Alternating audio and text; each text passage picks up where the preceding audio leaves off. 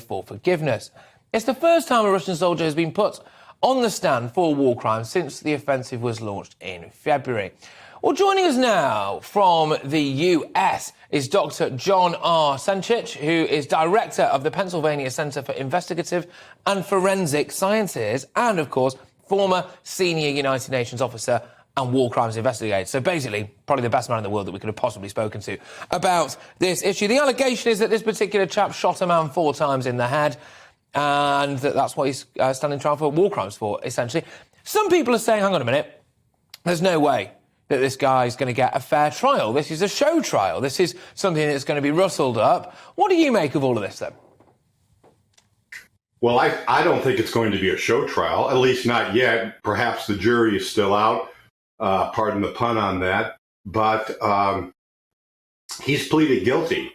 And I've looked through some of the open source information that indicates what evidence is available. And at least from that perspective, it looks like it's a good plea that he is guilty. He says he was following orders, which is not a defense under international law, even though he's being prosecuted under Ukrainian national law.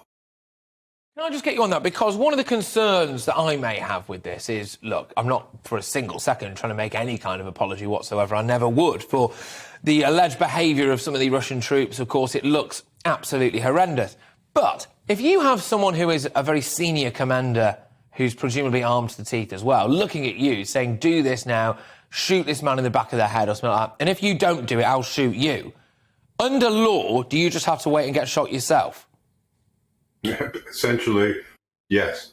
And because you can't place more value. I mean, that's the law in England or in the United Kingdom. It's the law in the United States and the law in most jurisdictions. And it's the law under international law that you can't place more value on your life than that of an innocent person. So it's unfortunate. It's tragic. But the answer is yes. Now, if you do, it doesn't mean that it can't be taken as mitigating. I mean, if you follow that order, it doesn't mean that that can't be taken as mitigating evidence at the time of sentencing. And I'm sure that together with the guilty plea, which also can be taken as in mitigation of the sentence. Do we get on our high horse in this country, and potentially, dare I say it, in America as well, about how virtuous we are when it comes to war crimes, etc.? I mean, I imagine a lot of the people of Baghdad would beg to differ about how virtuous we really are.